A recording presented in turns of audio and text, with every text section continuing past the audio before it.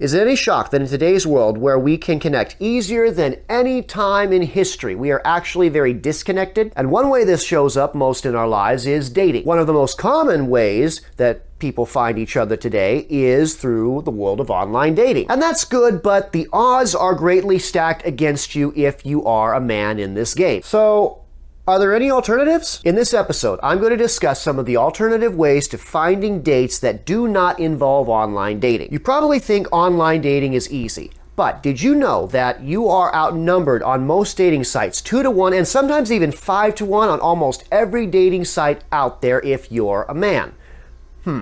I think you've got better odds in Vegas. Now, don't get me wrong, online can work, but the disadvantage is that you're at a disadvantage if you're the guy. That being said, I have seen many couples that did meet online, and yes, they had success with it.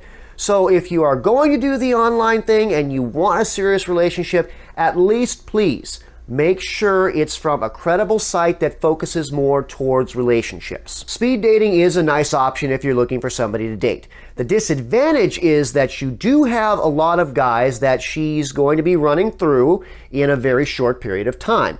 So here's my little secret with speed dating. When you sit down, give her your name and then find out what her interests are right there. And I would do it just like that. Hey, my name is so-and-so. So yeah, tell me a little bit about you. What are your interests? Are you nervous? Yeah, little secret, so is she. Small talk, openers, anything to break the ice. Compliment her on her shoes. Get her talking about herself so you can decide if you are compatible and would like to ask her out on a date. I realize that the whole process I just described to you can be a little bit intimidating, especially if it's your first time. And one of the things I coach men on is having confidence when they're doing this. In fact, it's my second most important principle of the 3 principles of attraction. So if you want to apply to be one of those men that really masters the confidence game, go ahead and see the application link in the description below. What about church functions? Are church functions a good place to meet women you might like to date? And actually the answer is absolutely. In fact, it's one of my favorite places to suggest men meet women because your values are quite often aligned with hers. Most churches even have a singles group right there in the church. One of the greatest advantages of a church group of singles, or just finding someone in the church who is single, is it does a lot of the pre-work for you.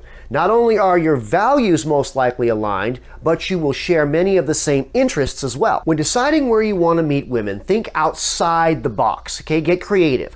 Online is good and everybody has got the same idea, so unfortunately the numbers aren't in your favor even though it might work. Consider where you can find people with common interests and common values. Think, if I was serious and I really wanted to put some work into finding a real relationship, where would I go? She's asking herself this same question, so the chances of you two meeting each other at the same conclusion is highly likely. Again, if you're interested in mastering the confidence to pull off a successful approach to women, you can apply to be one of the men that I'm coaching using the application link in the description below. And that's the tip for this week. If you like the tips you hear on this show, then don't forget to like, subscribe, follow, share with your friends, and leave a comment. If you're listening to this on podcast, then please leave a 5-star review and comment. That's how you can help this show to grow, and the more it grows, the more great content I can keep bringing you. As always, get out there and ace it.